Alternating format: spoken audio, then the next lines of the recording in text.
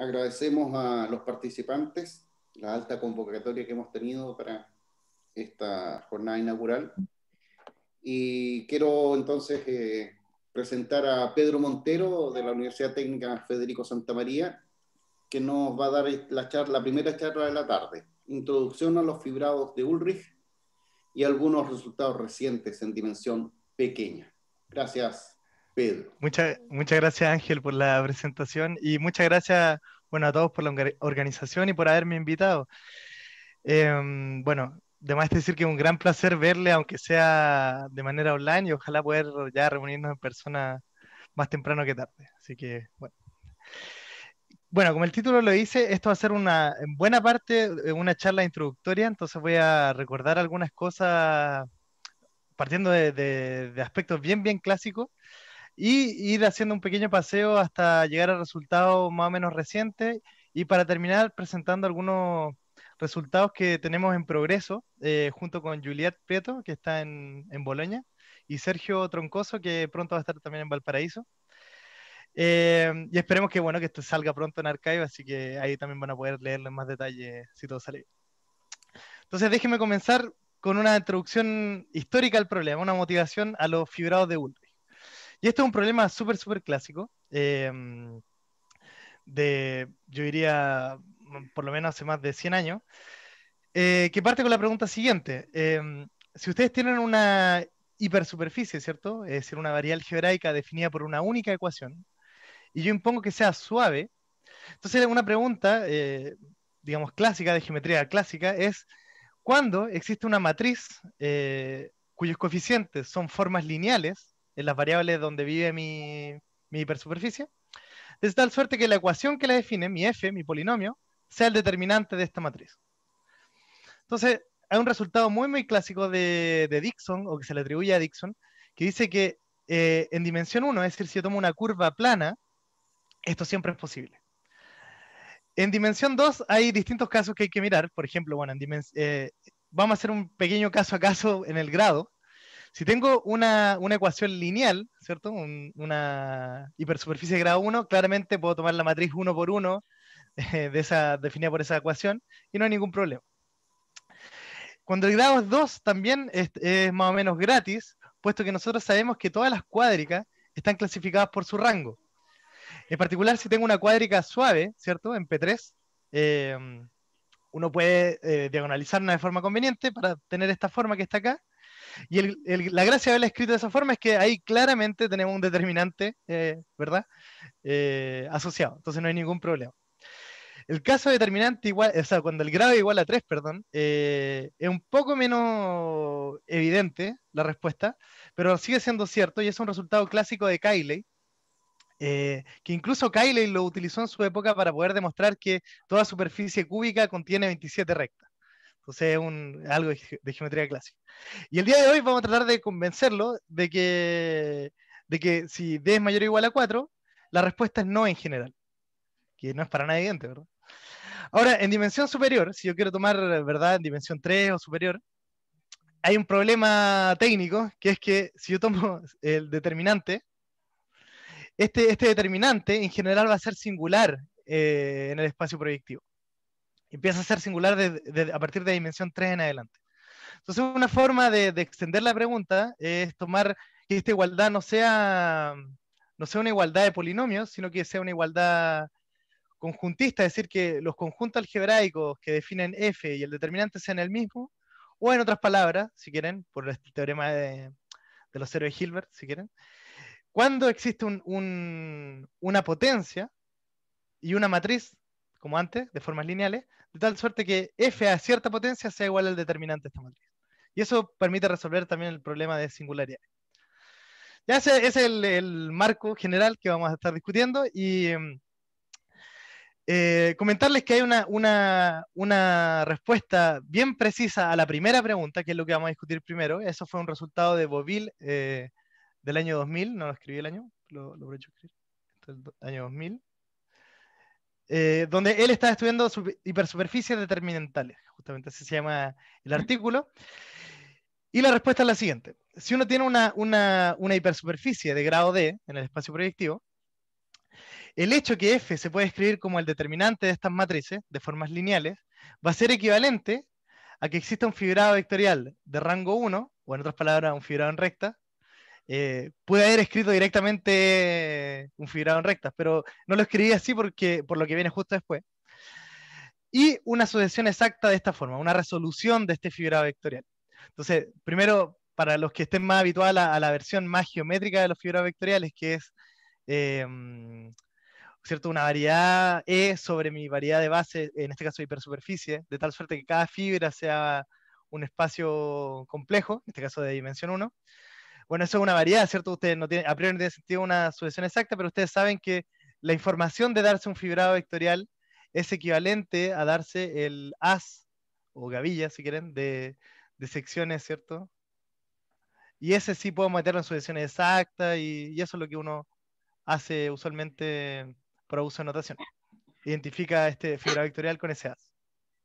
Bien, todo eso para decir que existe un fibrado vectorial que cumple estas condiciones bien precisas. Y eso me permite resolver el problema anterior, que de hecho vamos a usarlo más adelante, un pequeño spoiler, para decir que en dimensión 1 esto siempre es posible y que para superficie de grado mayor o igual a 4, este problema no se puede resolver en general. O sea, la respuesta no en general. Ahora, como ya les comenté, este tema de escribirse como el determinante de una matriz tiene problemas cuando estoy en dimensiones grandes, entonces uno lo resuelve relajando un poco la pregunta y poniendo esta potencia, ¿cierto? Un polinomio a la R igual al determinante. Y resulta, y fue por eso también que ese R interviene, y no lo puse 1 antes, resulta que la respuesta está, bueno, completamente solucionada, y eso es un trabajo genial de Eisenbach, Schreier y Weyman en el año 2003, que dice que bueno, primero, lo voy a hacer en marco general y en particular esto da la respuesta a la pregunta que estaba diciendo antes.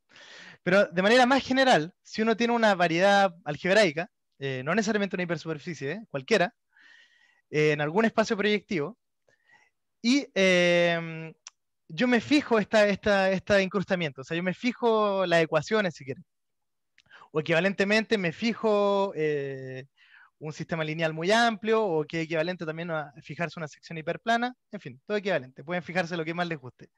De manera más concreta posible, fijarse la forma en que lo veo dentro de un espacio proyectivo. Entonces, tener una serie de equivalencias. La existencia de un fibrado vectorial que se encuentre dentro de una resolución como la que tenemos arriba, va a ser equivalente a que este fibrado vectorial sea cohomológicamente muy simple, en el sentido de que todos estos espacios de cohomología son todos cero, para i mayor o igual a 0. Aquí, si se fijan, tenemos una condición, y esta resulta que esto también va a ser equivalente a estas condiciones de anulación de cohomología que son bien prácticas. Déjenme detenerme un minuto en este punto 3. Si ustedes se fijan bien, ustedes, no sé, es un hecho conocido de cohomología de variedades, que los únicos grupos para los cuales, o sea, los únicos índices i para los cuales estos grupos podrían no ser cero, es para el i entre 0 y la dimensión de mi variedad. Y como estoy restringiéndome estrictamente mayor que 0 y estrictamente menor que n, que es la dimensión, estas condiciones me dan un total de 2n anulaciones por verificar. En otras palabras, que exista este e, que como en esta solución exacta, es equivalente a 2n anulaciones. Si quieren pueden retener eso. Y esto también tiene una contraparte aún más geométrica, que es la siguiente. Si ustedes ven la variedad dentro del espacio proyectivo grande, y se toman ¿cómo decirlo? Su espacio lineal de dimensión n igual a la variedad, de la misma dimensión, ustedes pueden proyectar y considerar proyecciones finitas. Por ejemplo, el teorema de normalización de Noether dice que eso siempre existe. Y en general uno puede tomar la imagen directa de este fibrado vectorial y le queda otro fibrado vectorial. Y todas estas condiciones que están acá arriba son equivalentes a que ese fibrado sea el fibrado trivial. Entonces hay una serie de equivalencias. Y entre paréntesis, la primera permite resolver esta pregunta. Es decir, que esta pregunta tenga solución positiva va a ser equivalente a la primera, cuando el n es n más 1, es una hipersuperficie, pero se generaliza aún más. Esto es verdad para cualquier variedad proyectiva. Y cuando se cumple cualquiera de esas condiciones, uno dice que E es un fibrado de Ulrich. Entonces, está relacionado con esta pregunta de cuándo una hipersuperficie se puede describir como un determinante. Y desde un punto de vista cohomológico, son fibrados que son muy, muy simples. Eso es como el eslogan que ustedes tienen que retener. Estos fibrados fueron introducidos originalmente por Ulrich en un contexto puramente de álgebra conmutativa. Él estaba mirando módulos finitamente generados sobre cierto anillo de Cohen-Macaulay. No lo formuló para nada de manera para nada geométrica, digamos, de manera bastante algebraica. Y bueno, digamos que una primera geometrización de todo esto fue gracias a estos resultados de Eisenbach, Schreier, Weyman y Boville. Y recientemente Boville, en torno también al 2016, por ahí, también revivió un poco de nuevo este tema y, bueno, no solo él, también Hartshorne, y ya hizo que, bueno, que hay toda una serie de preguntas que quiero tratar de compartir. Entonces, primero, déjeme darle algunas consecuencias interesantes, según yo, del hecho de ser un fibrado de Ulrich, respecto a de nuevo, a un divisor muy amplio, o un fibrado en recta muy amplio, o a un incrustamiento en un espacio proyectivo, lo que más les guste. Eso lo fijamos. Entonces, una primera propiedad de los fibrados de Ulrich es que, y que de hecho fue una de las motivaciones por la cual Ulrich lo estaba mirando, es que ellos son aritméticamente Cohen-Macaulay, que de manera explícita un montón de grupos de cohomología que se anulan. Ya, esa es la... Y en este caso, además, esta dimensión, y aquí quizá me equivoqué, le he puesto una dimensión, déjeme borrarlo, perdón, esta es la dimensión de H0. Esta dimensión es el rango de mi fibrado, R, por el grado de mi variedad vista dentro de ese espacio proyectivo, que si quieren también se puede calcular usando este divisor H y considerando la autointersección. De hecho, esta fue la motivación, entre paréntesis, porque este es el valor más grande posible dentro de estos aritméticamente Cohen-Macaulay. Existen resultados que esta dimensión puede ser a lo más este valor, y los fibrados de Ulrich son aquellos que precisamente la dimensión es precisamente este valor. Bueno, eso por un lado del punto de vista cosmológico y de un poco también histórico. Por otro lado, estos fibrados de Ulrich son bastante buenos en el sentido de la positividad en geometría algebraica, en el sentido que ellos son globalmente generados. Están generados por sus secciones globales, o dicho también de otra forma, tengo un montón de secciones globales. Eso es algo muy bueno en general cuando uno estudia fibrado vectorial. Otra cosa interesante es que estos fibrados vectoriales de Ulrich se portan bien cuando yo tomo intersecciones con secciones hiperplanas. Es decir, si yo tengo mi variedad X acá, y yo corto con un hiperplano, con una sección hiperplana, me queda ¿cierto? Aquí en rojo.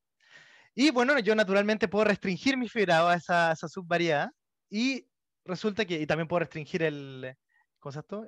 Puedo pensar la I dentro del espacio proyectivo grande también, y resulta que ese fibrado también va a ser Ulrich, la restricción. Entonces se porta bien respecto a restricciones. Otra propiedad que es bastante interesante del punto de vista de espacio de Mogli y del punto de vista, bueno, para nosotros en particular, por lo que estudiamos y que lo voy a contar al final, también fue bastante importante, es el hecho que estos fibrados son semiestables en el sentido de Mumford, de la teoría geométrica invariante. ¿Qué significa eso? Que si uno tiene cualquier sub-as, ¿cierto? Dentro de mi E, no necesariamente fibrado, pueden ser cosas que no sean localmente libres, o si quieren la dimensión de la fibra puede variar. Si tenemos un sub-as, la pendiente respecto a H de este sub-as es menor o igual que la pendiente del E. Eso significa ser semiestable en sentido de Mumford. ¿Qué es lo que es la pendiente? Bueno, yo tomo el determinante, si quieren, o la primera clase de Chern de este F. Eso me da típicamente un divisor, y yo lo intersecto con esta curva que está aquí, y me da un numerito. Y yo divido por el rango, y eso me da un número racional. Eso es lo que se llama la pendiente. Entonces, se cumple esa desigualdad, y eso va a tener un montón de consecuencias. Típicamente estos fibrados vectoriales tienen buenos espacios de Mogli, son, digamos, bastante buenos en ese sentido. Entonces, ahí viene la gran conjetura de todo este asunto, y yo creo que uno podría quizá atribuirse a Ulrich si uno quisiera, no en este lenguaje geométrico, pero sí en el contexto algebraico, y es que él se preguntó si bueno, no con este lenguaje, pero uno lo traduce a la parte geométrica, si toda variedad algebraica proyectiva suave, y aquí, de nuevo, yo fijé el incrustamiento, o fijé el H si quieren, posee al menos un fibrado de Ulrich. Esa es la gran pregunta. ¿Será que toda variedad porta un fibrado de Ulrich? Y esa es como, digamos, lo que la gente trata de resolver estos días. Entonces, una, una observación importante, y clave de hecho, es que incluso a pesar de que en muchos casos la respuesta es positiva, eh, es muy interesante y en general difícil determinar cuál es el rango más pequeño. Sí, incluso en este caso de hipersuperficie, cuál es el R más pequeñito que yo puedo poner acá. Les doy una ecuación, cuál es el R más pequeño. Y eso se denomina usualmente la complejidad de Ulrich. No voy a hablar de eso, pero si quieren, hay resultados también de Daniele Faenzi en torno a esa dirección y creo que también él tiene algunos surveys sobre eso. Pero, bueno, no voy a hablar de ese problema, pero es para decirle que incluso a pesar de que uno sepa la existencia, también es difícil calcular ese R. Entonces, déjenme hablarle de algunos casos conocidos. Bueno, el primer caso conocido es el espacio proyectivo. Hay varias formas de verlo. Quizás la forma más geométrica de verlo, yo creo, es usando esta caracterización y tomar la última. Bueno, yo estoy en el espacio proyectivo, obviamente puedo tomar la identidad y, bueno, puedo tomar E igual a lo que está acá a la derecha y funciona. Entonces, en ese caso estamos contentos. El espacio proyectivo siempre tiene fibrado de Ulrich. Algo que no es para nada trivial, eh, y que lamentablemente no supe atribuírselo precisamente a alguien, así que si alguien en el público me ayuda, genial, es que toda cuádrica admite un fibrado de Ulrich y el rango mínimo es este que está acá, que es una cuestión enorme, ¿cierto? Del orden exponencial en la dimensión. Y los fibrados, de hecho, son estos famosos fibrados espinoriales que uno puede tener en las cuádricas. Entonces, esto es algo, no sé, ustedes se toman una cuádrica cualquiera, una hipersuperficie cuádrica suave, y ese R que les dije al comienzo va a ser enorme, ¿cierto? A priori. Pero existe. Y un resultado bastante satisfactorio también de Bakelin, Herzog y Ulrich mismo, es que toda intersección completa suave posee un fibrado de Ulrich. Pero en general el R, de nuevo, el rango hay cotas gigantes. Pero existen. Y yo creo que hay conjeturas también en torno a cuál debería ser el rango mínimo. Y son cosas también más o menos exponenciales en la dimensión. En general son cosas de rango bastante grande. Otra clase de variedades donde esto se conoce, donde existen estos fibrados de Ulrich, son las grassmannianas. Si esto generaliza entonces este primer ejemplo. Esto también, si te fijas, aquí los años de estos resultados empiezan a ser cada vez más recientes. Ya esto es desde 2015. Para curvas, esto fue observado, bueno, para curvas le doy la respuesta, siempre hay fibrado de Ulrich de rango 1, es decir, fibrado en recta. O equivalentemente, si les gusta más, puedo hacer un divisor. ¿Cómo se puede hacer eso? Esto ya lo observó incluso Eisenbach, Schreier en este artículo, y Weyman. La idea es que uno tiene una caracterización cohomológica. Recuerden que estoy mirando curvas, entonces tengo que calcular dos n anulaciones, pero en este caso n es 1, entonces tengo hay dos anulaciones que calcular. Y si es que son, digamos, si uno se fija, la única posibilidad es que i sea 1 y que j sea 0. Esas son las dos opciones. Entonces uno reemplaza eso y le queda esto que está acá. Entonces uno quiere que eso sea verdad.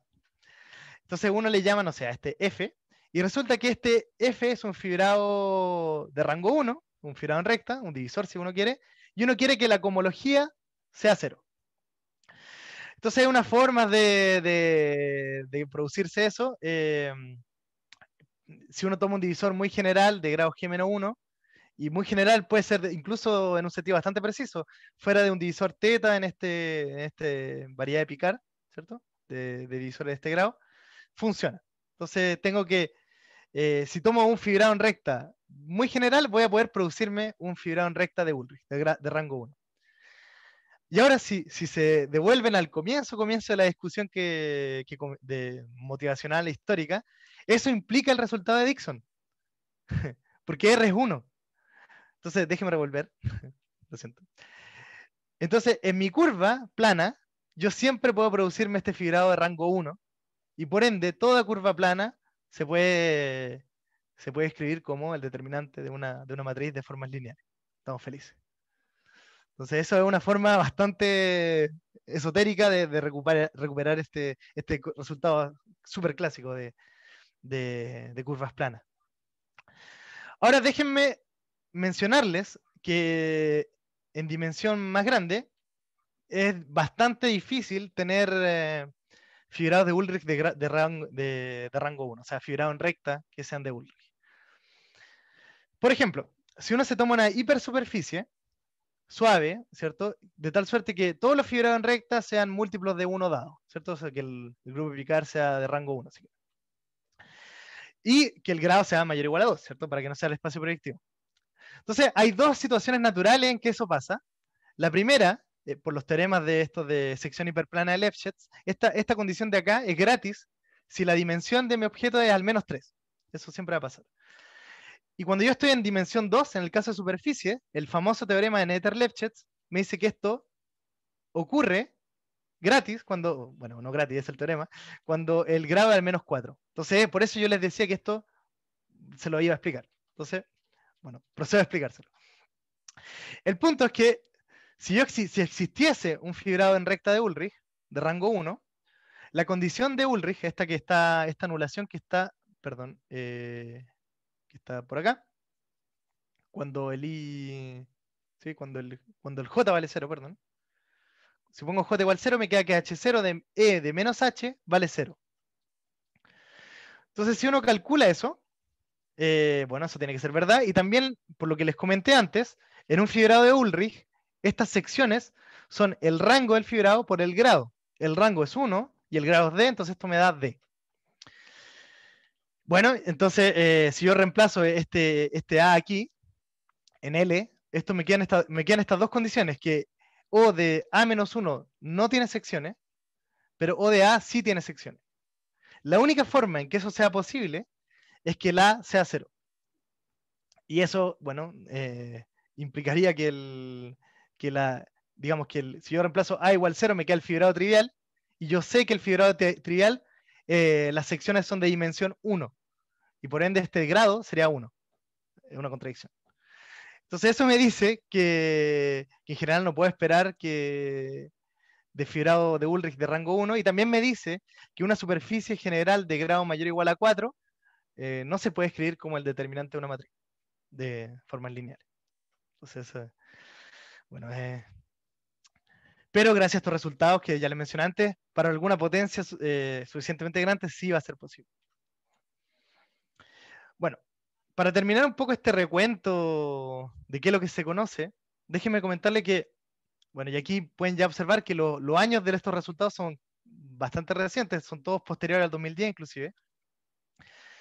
En el caso de superficies algebraicas, voy a suponer minimales, es decir, que no tienen curvas -1, que ya hice todos los blowdowns que tenía que hacer. Hay resultados conocidos. Por ejemplo, superficies de Del Pezzo, se sabe que siempre hay fibrado de Ulrich. Superficies regladas también tienen fibrado de Ulrich. En la dimensión de Kodaira 0 es más complicado. Para superficie de Enríquez, de superficie abeliana y superficie bielíptica, esencialmente resultados de Boville permiten demostrar que siempre hay. Las que se resistieron más tiempo a mostrar su fibrado de Ulrich fueron las superficies K3. Esos fueron resultados bastante recientes de Aprodu, Farkas, Ángel Ortega, Daniele Faenzi, y finalmente culminaron con demostrar la existencia de estos fibrados de Ulrich en las K3. Entonces también en dimensión de Kodaira 0 estamos felices. Y de ahí en adelante digamos que hay resultados parciales. En ciertas superficies elípticas se conoce la existencia, pero no en todas. Y en ciertas superficies de tipo general se conoce la existencia de fibrado de Ulrich, pero también no en todas. Entonces, hay mucho, y eso, bueno, ya hay casos particulares en dimensión 3 donde esto es conocido, y esencialmente, digamos, hay mucho por hacer. Entonces pueden también elegir su clase de variedades que más les guste y tratar de producir figuras de Ulrich. Yo creo que es un problema súper interesante. Por ejemplo, en variedad abeliana dimensión 3, y salvo error de mi parte, no se sabe si hay figuras de Ulrich o no. O sea, deberían haber, digamos, es la conjetura, pero bueno. Entonces hay un montón de cosas por hacer, en variedad histórica, eh, incluso en espacios homogéneos, tratando de generalizar esta variedad gran mañana, ¿cierto? Cociente de grupo de Lie por un parabólico, incluso solamente hay pocos casos también conocidos. Entonces hay un montón de cosas por hacer. Entonces, bueno, ahí les dejo la inquietud. Entonces, la gran pregunta ya. ¿Por qué es tan difícil? ¿O cómo se construyen estos fibrados de Ulrich? Esta es la segunda parte de lo que les quiero conversar. Esencialmente, bueno, esto es bastante reduccionista, pero hay, digamos que al menos 4 técnicas de cómo poder producir fibra de Ulrich o demostrar la existencia de esos fibrados de Ulrich. La primera es un poco, pero digamos, siendo muy reduccionista, es un poco en este estilo de Nether-Lefschetz, produciéndose algo general, ¿cierto? Fuera de algo, de un lugar malo. Eso también está un poco en el espíritu de este resultado en el caso K3. Otra, voy a partir, bueno, ese fue el primero, voy a hablar de la cuarta. Otra forma de producir estos fibrados de Ulrich, perdón, voy a leer de la tercera, perdón, me equivoqué. Es, como ya les dije, los fibrados de Ulrich tienen en general buenos espacios de móvil. El problema es que muchas veces estos espacios de Mowgli no solamente parametrizan fibras vectoriales, sino que también parametrizan haces que no son localmente libres, como ya les comenté. Eso hay que vivir con eso, es parte de la teoría de espacio de Mowgli. Entonces hay una técnica también bien bonita que es, yo tengo unas condiciones de anulación de cohomología, eso es lo que me caracteriza a los fibrados de Ulrich, ¿cierto? Que son los que están acá. Y resulta que si uno se puede producir a veces, si es que todo funciona bien, digamos, puede producirse un as, no necesariamente un fibrado vectorial, pero un as que verifique estas condiciones de cohomología. Y resulta que si uno también tiene suerte, y eso de hecho pasa en el caso K3, eso es parte del resultado de Daniele Faenzi, uno puede deformarse, moverse dentro de ese espacio móvil y llegar a algo que sea localmente libre, a un fibrado vectorial de verdad. Y típicamente uno usa un argumento diciendo, digamos que esta condición de anulación es una condición que es semicontinua inferior, si mal no recuerdo. Bueno, hay una condición de semicontinuidad que permite decir que si en un punto es cero, entonces en una vecindad también va a ser cero. Entonces, esa es una forma de producir estos resultados. Pero no voy a entrar en esos detalles porque son bastante más técnicos. Quiero comentarle 2 formas clásicas de producir fibrado de Ulrich, que son la 2 y la 4. Entonces, una técnica que fue ampliamente usada por Boville también es la llamada propiedad de Cayley-Bacharach a través de la construcción de Serre-Hartshorne. Entonces, ¿qué es lo que es esto? ¿Qué es lo que es la propiedad de Cayley-Bacharach? Entonces, si uno tiene una superficie, ¿sí? Una superficie algebraica, para fijar ideas piensa en P2 acá. Uno dice que un subconjunto finito de puntitos, por ejemplo, o incluso puedes suponer que es un subesquema, o sea, incluso puedo tener dos puntos pegados, ¿cierto? Y ponerle una multiplicidad, pensar con un punto y una dirección tangente también funciona. Verifica la propiedad de Cayley-Bacharach respecto a, digamos, a la incrustación en el espacio proyectivo, si quieren, o respecto al H. Si para cada sección hiperplana, para cada curva hiperplana, si yo impongo que mi conjunto menos un punto pertenece a esta curva, entonces el conjunto completo, con el punto incluido que quité, también pertenece. Esa es la propiedad de Cayley-Bacharach. Entonces el ejemplo más clásico de la propiedad de Cayley-Bacharach, que yo creo que de ahí viene el nombre, es cuando tengo una cúbica en el plano. Entonces es un resultado súper clásico que probablemente se lo podría uno atribuir quizá a Cayley, si no me equivoco, es que si uno tiene 8 puntos en el plano y ve una cúbica que pase por 8 puntos, eso determina el noveno punto. Esa es la propiedad clásica de Cayley-Bacharach. Entonces eso está mimando un poco esa propiedad. El punto es que si uno tiene esa condición, existe toda una construcción llamada la construcción de Serre, o de Serre-Hartshorne, que me dice que con este conjunto de puntos, yo me puedo construir un fibrado vectorial. Bueno, a priori un as, pero esta propiedad de Cayley-Bacharach permite demostrar que este es un fibrado vectorial, que puede meterse dentro de esta sucesión exacta. Entonces tengo esta sucesión exacta. Este va a ser un fibrado de rango 2. Entonces, típicamente muchos de los resultados conocidos en el caso de superficie producen fibrados vectoriales de rango 2. Ya, eso es como, gracias a esta construcción, eso es. En particular, como E está acá al medio, uno puede calcular que el determinante de este E va a ser el KDS más H. Entonces eso también lo da gratis esta construcción de Serre. Quizá mencionar que el problema también es que esta construcción de Serre es mucho más delicada en dimensión más grande. Por eso es que yo creo que hay menos resultados en dimensión más grande en comparación a superficie. Si quieren una buena introducción para esto, pueden ir también, hay un excelente artículo de Enrique Arrondo sobre la construcción de Serre en dimensión arbitraria. Se ve ahí una buena referencia.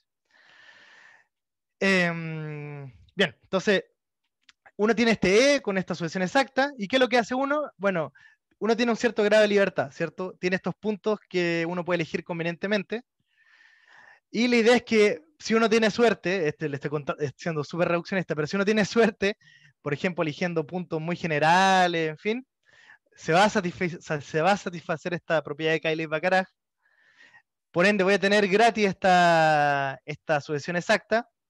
Y, de nuevo, si uno tiene suerte, puede quizá modificarlo un poquito para imponer estas condiciones de anulación que uno quiere y producir estos fibrados de Ulrich. Eso ha sido súper exitoso en varios casos, como ya le dije. Esa técnica fue usada por Boville en varias clases de superficie. Entonces esa es la propiedad de Cayley-Bacharach. Esencialmente es bastante geométrica. Pero el problema es que uno igual pierde un poco de control. Digamos, no es tan explícito en cierto sentido. Bueno, eso es una forma dentro de estas cuatro. Y la última forma que yo les quería comentar es una caracterización numérica de Serre Ulrich. Entonces, esto fue también observado por Gianfranco Casnati. Si se fijan, también es un resultado relativamente reciente, del 2017. Y él se da cuenta que, astutamente, usando el teorema de Riemann-Roch, o de Hirzebro-Riemann-Roch, para ser más preciso, y esta propiedad ACM que les comenté antes, déjenme recordársela, esta propiedad que está aquí, esta propiedad de ser aritméticamente Cohen-Macaulay, uno, bueno, digamos, junta todo eso de manera bastante astuta, hace unos cálculos y se convence de que en una superficie algebraica, un fibrado de rango R es Ulrich, si solo si tengo dos anulaciones. Fíjense que antes yo tenía, ¿se acuerdan? Déjenme volverme un poquito antes. Yo les comenté que en el resultado este de Eisenbach, Schreier y Weinmann tenía 2n anulaciones, entonces en una superficie algebraica debería tener 4. Bueno, sobreviven 2 y las otras 2 anulaciones se transforman en condiciones con las clases de Chern. Es por eso que yo le llamo algo numérico. En el fondo que ustedes, si tienen buen conocimiento del fibrado vectorial, podrían eventualmente calcular estas clases de Chern, calcular estos numeritos y ver si esto es igual o no. Y deducir si es que mi superficie digamos, admite un fibrado de Ulrich. Ese punto de vista también ha sido exitoso. Casnati lo ha usado bastante, también ha permitido probar cosas en el caso de cierta superficie de tipo general. Entonces también un buen approach para producir, para resolver estos resultados. En superficies regladas creo que también se ha hecho usando eso. Entonces, un primer resultado que quería comentarles, lamentablemente las fórmulas en dimensión 3 son más grandes que las que aparecen ahí, como podrán imaginar, pero comentarles que junto a Juliet y Sergio, comenzamos extendiendo este resultado a dimensión 3. Es decir, si uno tiene un trifold, ¿cierto? Una variedad proyectiva de dimensión 3 suave, y un fibrado vectorial de rango arbitrario, uno puede determinar condiciones necesarias y suficientes a la Casnati, de tal suerte que sea Ulrich. En la práctica, ¿qué va a significar eso? Significa que tengo anulaciones de cohomología más condiciones en las clases de Chern. ¿Ya? Entonces algo similar, solamente que como estoy en dimensión más grande, hay más clases de Chern que hay que mirar, pero en particular nuestras fórmulas permiten, por ejemplo, decir que el C1 con el H cuadrado va a ser algo, C2 por H va a ser otra cosa y C3 va a ser algo también. Entonces me permiten, de nuevo, que si yo tuviese un conocimiento preciso de mi fibrado vectorial, podría eventualmente determinar si es que es Ulrich o no. Y de nuevo, estamos también esto en progreso de ver si podemos decir cosas interesantes en quizá algunas variedades especiales en dimensión 3. Eso también es como algo medio en progreso. Entonces, para resumir, esencialmente, bueno, hay al menos 4 técnicas o grandes tipos de técnicas o filosofías, si quieren, de construir estos fibrados de Ulrich. El problema es que, bueno, en muchas ocasiones no es tan fácil. Bueno, son resultados meramente existencialistas en muchos casos. En algunos casos se puede hacer más preciso si uno tiene buen conocimiento del fibrado, pero candidato a ser Ulrich. Pero en general es más o menos existencial. Entonces nosotros nos propusimos entender como una suerte de problema inverso, si quieres, abusando un poco de la palabra, pero nosotros nos propusimos el problema como de preguntándonos lo siguiente. Dada una variedad X proyectiva, donde fijamos su incrustamiento en el espacio proyectivo, hay fibrados vectoriales que son muy naturales que uno puede asociarles. Probablemente los más naturales son el tangente o el cotangente, ¿verdad? Son los fibrados por excelencia que uno mira en una variedad algebraica, o en una variedad en general. Entonces la pregunta es, si es que yo impongo que esos fibrados sean Ulrich, ¿cierto? Que sean lo más simple posible cohomológicamente, en fin, ¿qué puedo llegar a decir de mi variedad? O, en el mejor de los casos, ¿qué puedo llegar a decir de incluso de la variedad, pero pensándola incrustada en algún espacio proyectivo? Entonces esa es nuestra pregunta. Y bueno, en dimensión pequeña, como decía el título de la charla, tenemos resultados relativamente satisfactorios que me gustaría compartir. Entonces, para hacer eso, antes de darle la respuesta, para hacerlo un poco más interactivo, déjenme ir haciendo un par de ejemplos motivadores y ver que hay una respuesta ahí detrás escondida. Entonces, veamos primero el caso de curva. Este es un buen ejercicio de Riemann-Roch. Si tengo una curva de grado D, es decir, que está incrustada por un divisor de grado D, de género G, bueno, uno puede preguntarse primero, bueno, ¿será que mi fibrado cotangente es Ulrich? Entonces la condición del cotangente ser Ulrich, bueno, el cotangente en el caso de una curva es lo que llamamos el divisor canónico, porque estamos en dimensión 1. Entonces uno puede decir, bueno, la condición de Ulrich me dice que el fibrado menos h, esta cosa que está acá, tiene que ser 0. Esa es la condición de Ulrich. El punto es que tenemos la famosa dualidad de ser, que me dice que este H1 en realidad yo lo puedo cambiar por un H0, pero tengo que tomar dual y multiplicar por el canónico. Y bueno, al final me llega esto. Entonces me llegaría que si este es Ulrich, entonces 0 tiene que ser igual a la dimensión de este espacio de secciones. Lo cual es imposible, porque este es el fibrado amplio, que de hecho tiene exactamente n más 1 secciones. Es de hecho el que usamos para meter mi curva en el espacio proyectivo. En otras palabras, el fibrado canónico o el cotangente de una curva jamás puede ser Ulrich. Es algo a retener.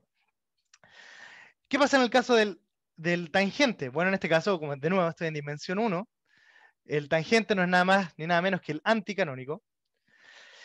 Y resulta que, de nuevo, si tengo una curva de género mayor o igual a 1, la condición de Ulrich se traduce en que este H1, de esta cosa que está acá, tiene que ser 0. De nuevo, por dualidad de ser, este H1, que en general no es tan fácil de calcular, uno puede traducir un H0. Y jugando con Riemann-Roch, como le dije, un buen ejercicio de Riemann-Roch, uno se puede dar cuenta que si el género es al menos 1, esto es imposible que sea 0. Eso, en conclusión, me dice que si el tangente tiene alguna chance de ser Ulrich, necesariamente tiene que ser en una curva de género 0, en otras palabras, en P1. Y bueno, en P1 estamos felices porque conocemos completamente cuáles son todos los fibrados en recta, son todos de esa forma, ¿verdad? Como mi fibrado es de grado D, tiene que ser este que está acá. Y el punto es que uno también conoce explícitamente quiénes son la cohomología. Uno conoce todo en el espacio proyectivo, en P1 en particular. Y en particular puede decir, ya uno puede mirar ahí a mano cuándo esta cosa es cero o no, y uno se da cuenta que la única posibilidad para que se verifiquen estas condiciones que les puse acá, de anulación de Ulrich, es que sea una curva de grado 3. Es decir, que esté mirando P1 y que este sea O de 3. Ya voy a volver a eso. Bueno, ese es un ejemplo para tener en mente. Entonces, en general, en curva, el cotangente nunca va a ser Ulrich y el tangente Ulrich impone condiciones fuertes en la curva y en el incrustamiento. No, dice que no es cualquier cosa. Entonces, vamos al caso de superficie. Supongamos que tenemos una superficie de grado D en algún espacio proyectivo. Entonces, aquí uno puede tener un calculito también bien interesante y es el siguiente. Si uno impone que el cotangente sea Ulrich, entonces uno puede usar siguiendo esta filosofía que les comenté antes, si uno conoce bien el fibrado, uno puede usar esta caracterización numérica de ser Ulrich. Entonces uno puede llegar y reemplazar en esta fórmula, ¿verdad? Porque uno sabe quién es E de antemano. Entonces uno reemplaza y se da cuenta que la primera clase de Chern, que por definición es el canónico, intersectado con esto, por estas formulitas de Casnati, tiene que ser esta cantidad. Y ahí ganamos. ¿Por qué? Porque se me cancela simplemente esta cantidad. Esto es un calculito. No estoy diciendo que sea difícil. Y el punto es que me quedaría que el grado de mi superficie es 0, lo cual es imposible. Entonces, en una superficie algebraica, el cotangente nunca puede ser Ulrich. Bueno, una observación. Y bueno, el tangente es un poco más sutil. Antes de contarle el final de la historia, déjeme darle un ejemplo particular, que son los llamados fibrados especiales de Ulrich. Entonces, un fibrado de Ulrich, siempre de Ulrich, se llama especial. Esta es una definición que dieron Eisenbach, Schreier y Weinmann. Sí, primero, este fibrado de rango 2, por ejemplo, el tangente, y una condición adicional, que es que el determinante de ese fibrado vectorial sea esta cosa que está acá, sea este divisor. O siquiera la primera clase de Chern, esta que está acá adentro. Donde n, que está acá, es la dimensión. Ahora, si ustedes lo ven a primera vista, esta cosa puede parecer súper sacada del sombrero, ¿verdad? El punto es que esto está íntimamente relacionado con estos resultados de Bouville que les comenté al comienzo de la charla. Bouville demuestra que una hipersuperficie, bueno, en este caso estoy en dimensión 2, así que sería una superficie en P3, admite o soporta un fibrado de Ulrich especial si solamente si la ecuación, o sea, si esta S se puede escribir como el fafiano de una matriz antisimétrica. Algo súper bonito también. Entonces está también relacionado, no es tan sacado el sombrero como uno quiere. Entonces, también está íntimamente relacionado con cómo escribir esta variedad, en fin. Entonces, miremos ese caso particular como un juguete para ver qué podemos decir en ese caso. Entonces, supongamos que el tangente, como es de rango 2, tiene derecho a ser Ulrich especial, y entonces supongamos que es Ulrich especial. En otras palabras, que el determinante, o la primera clase de Chern, que es el anticanónico, el determinante del tangente es el anticanónico, sea especial, es decir, que sea K más n que vale 2, 3h.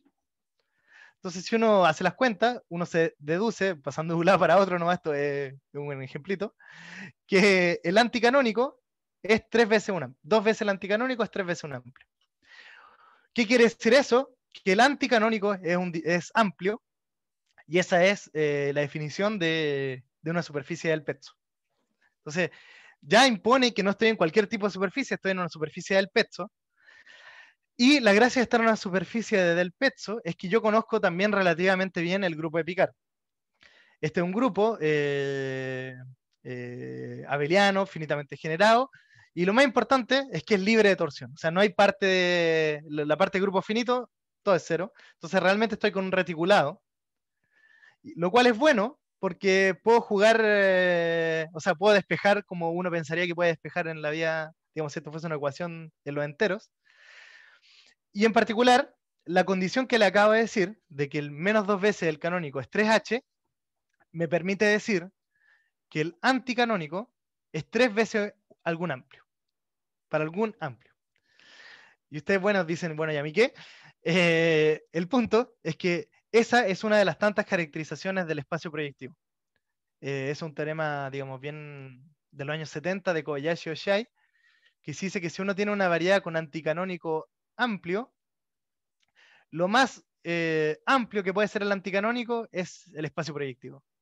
Y es decir, es n más 1 veces un amplio. Entonces, en este caso, n vale 2, entonces me queda 3, y eso caracteriza el espacio proyectivo. En resumen, si el tangente es Ulrich especial, tengo que estar en P2. Y no solo eso, uno conoce explícitamente quién es el anticanónico de P2, y eso implica que este A que está acá tiene que ser la clase de un hiperplano de una recta en P2. Tiene que ser una recta en P2. Y a través de eso, a posteriori, yo puedo deducir, por ejemplo, usando esta ecuación que está acá, si quieren, que este incrustamiento también lo determiné completamente. ¿Cómo se llama esto? Es un fibrado en recta de grado 2, y que por ende, que es h cuadrado, es 4. Entonces, para resumir, que el tangente sea Ulrich va a implicar que la superficie en cuestión tiene que ser P2, incrustada como una superficie de grado 4 en un espacio proyectivo.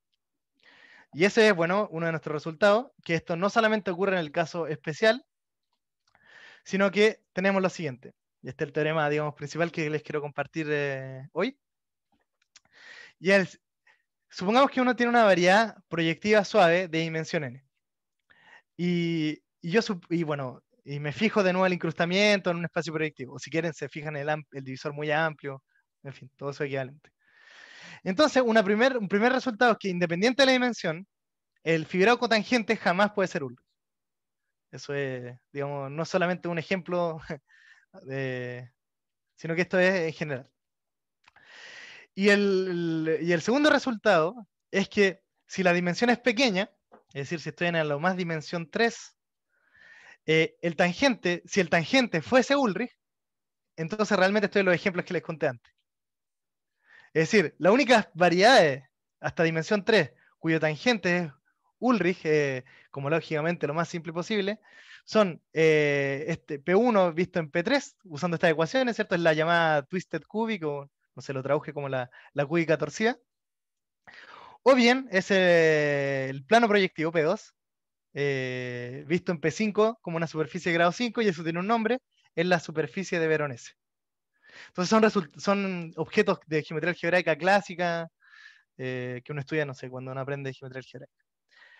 Y en particular, a posteriori, también se fijan, bueno, estos son de dimensión 1, dimensión 2, entonces, a posteriori, ninguna variedad de dimensión 3 tiene fibrado tangente Ulrich, eso jamás ocurre. Entonces, este es uno de nuestros, bueno, este es el resultado que quería presentarles, es decirle que, ¿cómo decirlo? Suerte de problema inverso de suponer que los fibrados naturales que uno le puede asociar a una variedad son Ulrich, tiene implicancias fuertes en la variedad. Primero, el cotangente jamás puede ser Ulrich, y si el tangente es Ulrich y está en dimensión pequeña, hay muy pocos casos. Entonces, en los minutos que me quedan, para no ser tan... déjenme darle una pincelada de los ingredientes que usamos para probar este resultado. Entonces, bueno, se puede dividir en varias partes. Bueno, primero, yo les comenté cómo atacar el caso de Ulrich especial. ¿Cómo atacar el Ulrich general? Para poder hacer eso, usamos un resultado bastante bonito de Reider, que es la solución de la conjetura de Fujita. Déjenme ser un poquito más preciso. Hay una conjetura bien, quizá podría escribirlo por acá, la conjetura de Fujita. La conjetura de Fujita dice que si yo tengo una variedad X y un fibrado amplio, esta dimensión n, entonces kdx más n más 2 veces este amplio es muy amplio. O sea, me permite incrustar mi variedad en un espacio proyectivo. Esa es la conjetura de Fujita. Y hasta el día de hoy, en toda generalidad, como está ahí, bueno, hay resultados en algunos casos particulares de variedades, pero en toda generalidad, el único caso que se conoce es el caso de superficie, donde n vale 2, entonces esto es 4, y ese es el teorema de Reider, que dice que, bueno, que es muy amplio, pero el teorema de Reider es aún más preciso. El teorema de Reider me dice lo siguiente: si yo tengo un fibrado amplio cualquiera, yo sé que este que está acá va a ser muy amplio, salvo excepciones precisas. Y usando esas excepciones precisas, uno puede demostrar la conjetura de Fujita. Decir, eso nunca ocurre si este A en realidad es 4A. Entonces es la moraleja. ¿Y por qué les digo que necesitamos la solución de esto? Porque en realidad, en nuestro contexto de Ulrich, necesitamos, por un argumento que, bueno, que no voy a detallar, necesitamos de probar que el canónico más 3 veces H, donde H el que estoy usando aquí, este es mi H, es muy amplio. Entonces esto a priori no sigue directamente del teorema de este Fujita, o sea, de Reider-Fujita, sino que de la demostración de Reider. Hay que analizar estas excepciones que parecían, que bueno, que no voy a detallar. Eso por una parte, y con eso, bueno, haciendo un pequeño análisis, uno puede demostrar que el caso este que está acá, que si el tangente Ulrich, entonces estoy en P2 en la superficie de Veronese. Para analizar el tangente y el cotangente en dimensión superior, ¿cierto? Porque este resultado, como ya les dije, el cotangente en dimensión arbitraria y el tangente en dimensión 3 también está incluido acá, es que necesitamos estas famosas fórmulas a la Casnati que les comenté antes, es decir, entender las clases de Chern de fibrados vectoriales de Ulrich. Entonces eso es como otro input a toda esta discusión. La tercera herramienta que utilizamos es algo súper bonito, o yo lo encuentro súper bonito, que es un resultado bastante reciente de Campana y Paun, que caracteriza el hecho de que una variedad sea racionalmente conexa o no, de una forma numérica. Entonces, déjeme recordarle que una variedad es racionalmente conexa si es que cuando yo tomo dos puntos generales, X y Y en mi dibujito, esos se pueden unir por una cadena de P1, o de curvas racionales, para ser más preciso. En particular, por ejemplo, en dimensión 1, P1 es la única curva racionalmente conexa. En P2, en dimensión 2, uno puede probar que racionalmente conexo es lo mismo que racional. Pero en dimensión 3 en adelante hay cosas más exóticas que ocurren. Y Campana y Paun, usando teoría de foliaciones, un resultado súper bonito, demuestran que hay una forma numérica, y numérico me refiero con clase de Chern, de detectar las variedades racionalmente conexas. Y resulta que nosotros probamos que si tengo cotangente o tangente Ulrich, mi variedad tiene que ser racionalmente conexa. Entonces es una restricción grande. Y en el caso del cotangente eso nos permite concluir, porque es un hecho, entre comillas, conocido, de que de las variedades racionalmente conexas, piensen en P1 por ejemplo, no tienen diferenciales, no tienen forma diferencial. Entonces eso que pasa, no sé, que es un resultado clásico P1, ¿cierto? Que no tienen una forma holomorfa. Eso también ocurre en dimensión grande para variedades racionalmente conexas. Y eso nos permite concluir, porque si fuese Ulrich, tendría muchas secciones, como les comenté al comienzo. Contradicción. Y la parte del tangente, ahora viene también otro input, que es el siguiente. Nosotros también probamos que si el tangente es Ulrich, entonces esto tiene que ser una variedad homogénea. Es decir, hay un grupo algebraico, o un grupo de Lie complejo si quieren, transitivamente en mi variedad con tangente Ulrich. Y hay un resultado clásico de Borel y Remer que me dice que en ese caso, la variedad en cuestión tiene que ser una variedad abeliana veces un espacio homogéneo racional. Un grupo de Lie complejo cocientado con un parabólico. Y el punto es que este punto anterior, el hecho de ser racionalmente conexo, o si quieren, el hecho de no tener una forma holomorfa, me permite eliminar el factor abeliano, ¿cierto? Porque las variedades abelianas tienen un montón de una forma. Entonces eso no puede ocurrir y uno se reduce entonces a estudiar estos espacios homogéneos.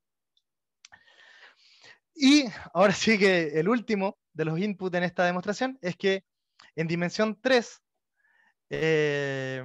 todos estos espacios homogéneos son variedades de Fano, es decir, tienen anticanónico amplio. Bueno, eso en general es verdad, ¿eh? Pero estas variedades son de Fano, y el punto es que en dimensión 3 las variedades de Fano se conocen bastante bien. Esos son resultados de Mori y de Mukai.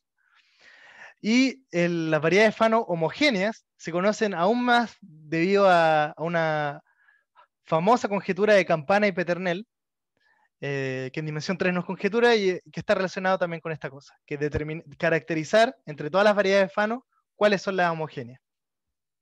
Bueno, cuento corto, con todo esto junto, uno puede hacer un análisis caso a caso porque se conocen todas las variedades posibles, y uno puede ir en una lista que no, digamos, es grande pero es finita, y convencerse que este tangente nunca es Ulrich en dimensión 3.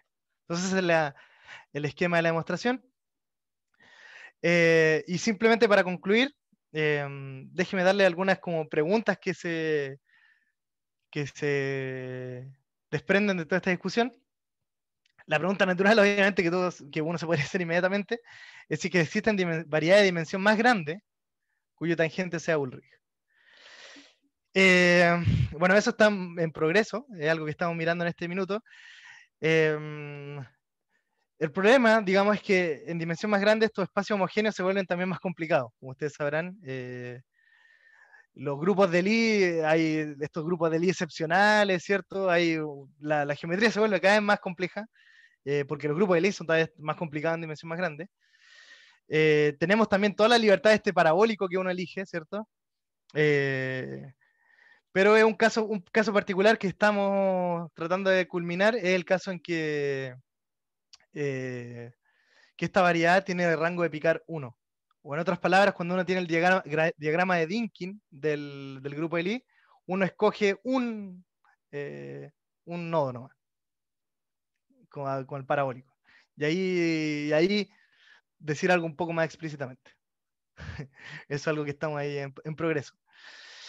Otra pregunta que es bastante natural, creo yo, es que a pesar de que nuestro análisis, digamos, por el hecho de no haber forma holomorfa, uno pudo eliminar este factor de variedad abeliana, sigue siendo súper interesante, yo pienso, poder estudiar el caso de trífola abeliana. Yo creo que el caso de superficie abeliana lo estudió Bouville, pero a mi entender, el caso de trífola abeliana todavía sigue siendo un primer caso a mirar, que quizá puede ser interesante desde el punto de vista de estas fórmulas, digamos, numéricas con clase de Chen, esencialmente por el hecho que cuando tengo una variedad abeliana, ¿cierto? El fibrado tangente es trivial. Entonces todas las clases de Chen son cero. Entonces eso hace que un montón de cosas se simplifiquen y quizás sea interesante, quizás se puede decir algo interesante. Eso también está en el Coven, veremos por ahí. Y la última generalización, que también es más o menos natural, es que todo este análisis que lo hicimos fue para el fibrado tangente total, ¿cierto? Todo el análisis de Ulrich tiene sentido para haces en realidad, no necesariamente para fibrados vectoriales. Y en particular hay una clase de haces que uno podría mirar, bastante natural, que son las foliaciones. Es decir, son subhaces del fibrado tangente, que son estables por el corchete de Lie, ¿cierto? Y que el cociente es libre de torsión. O en otras palabras, si quieren, nuestros resultados tienen que ver cuando solamente hay una hoja de la foliación. Entonces, ¿qué puedo decir, no sé, de la hoja de la foliación? Si es que la foliación es Ulrich. Digo, son también direcciones quizás a explorar. Bueno, y creo que con eso voy a terminar. Muchas gracias. Muy bien, agradecemos entonces a Pedro.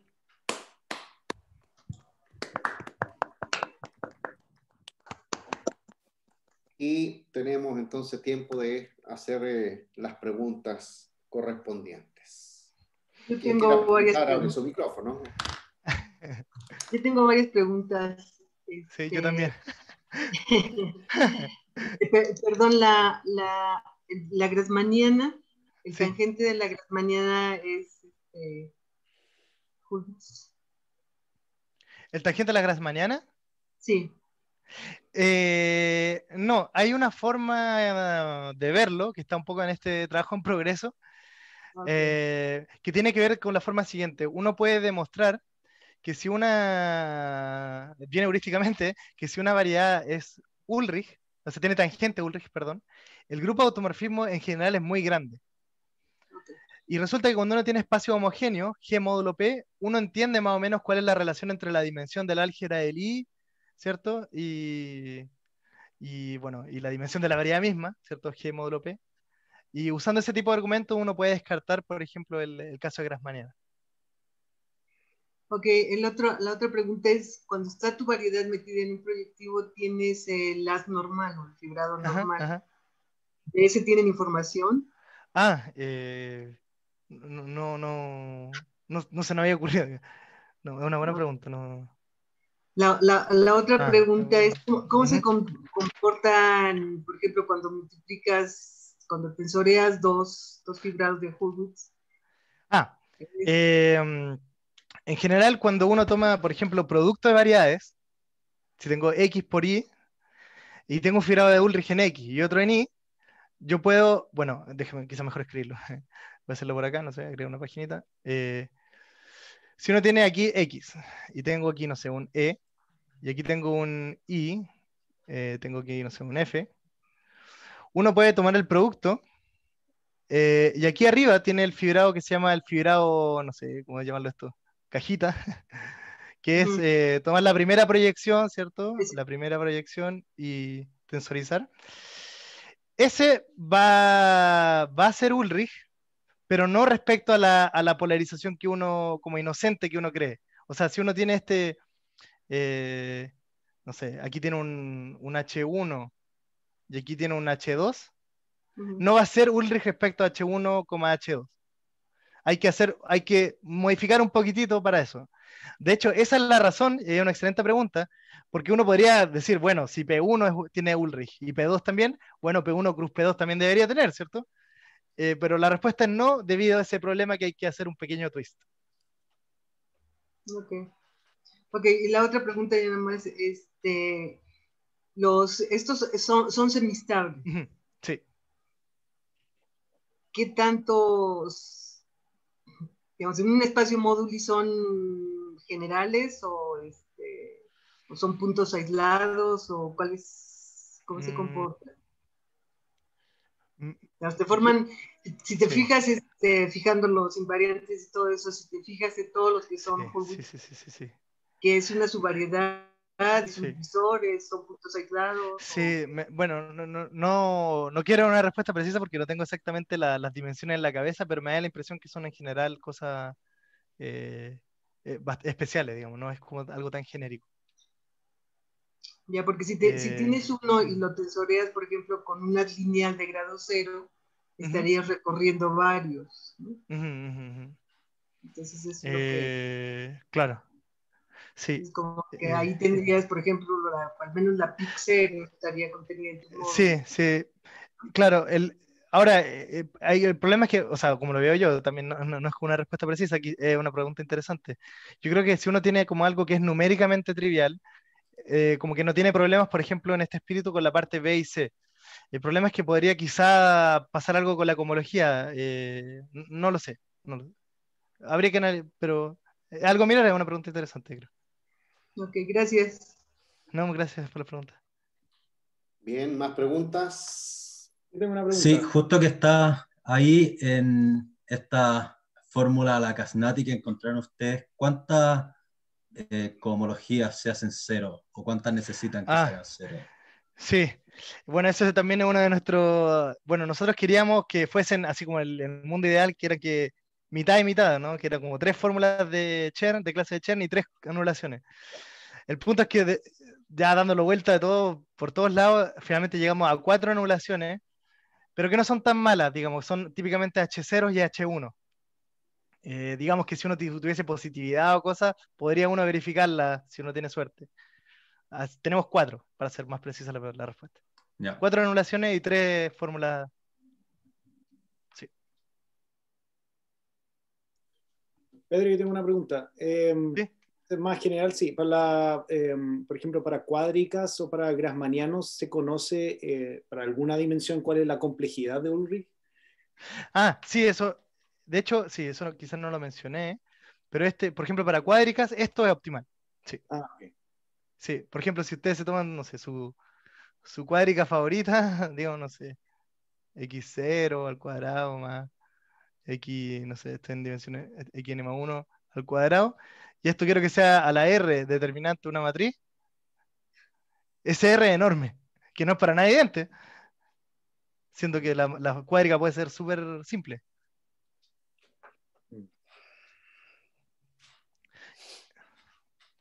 Ya, gracias. ¿Más preguntas? A ver, voy a preguntar de puro ignorante nomás, Pedrito.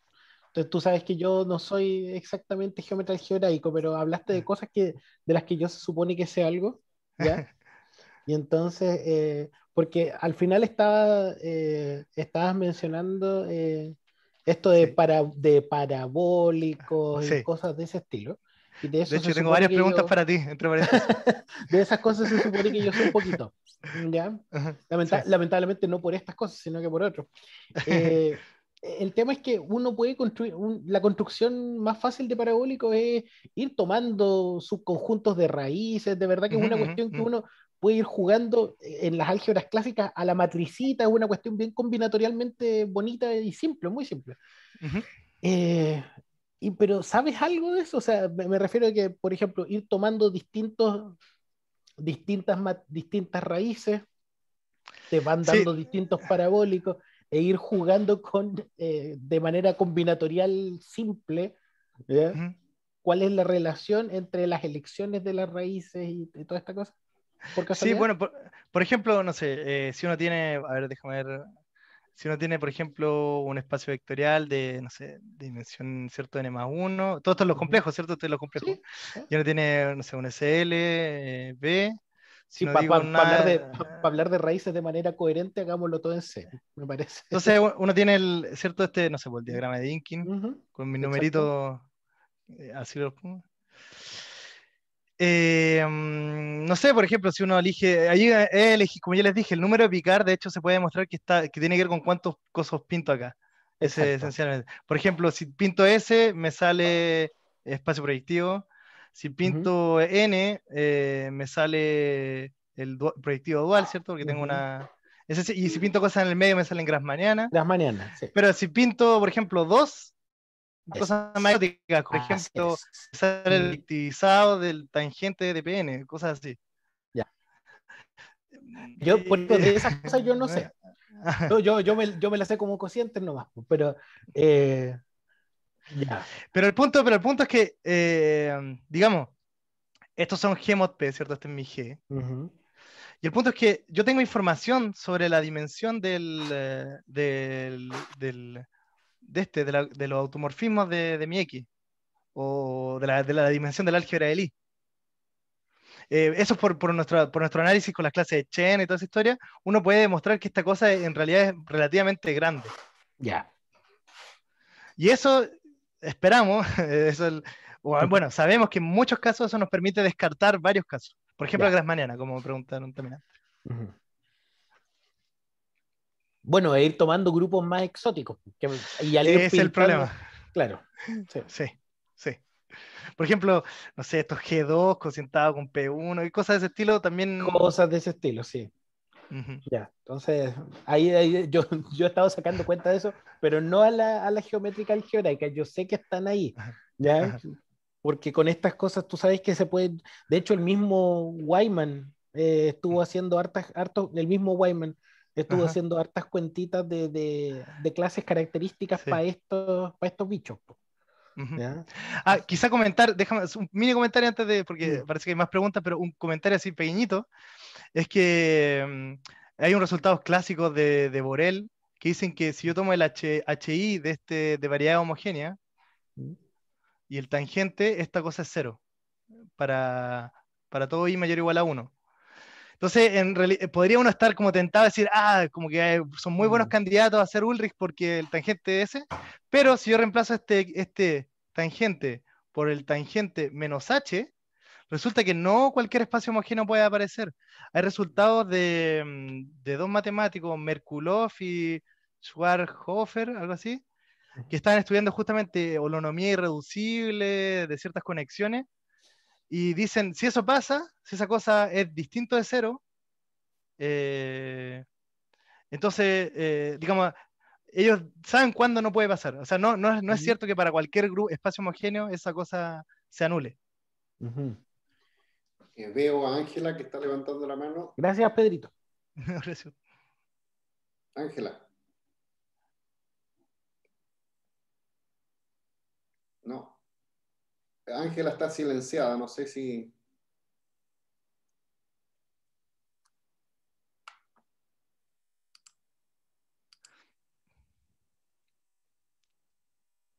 No. Bueno. ¿Hay más preguntas?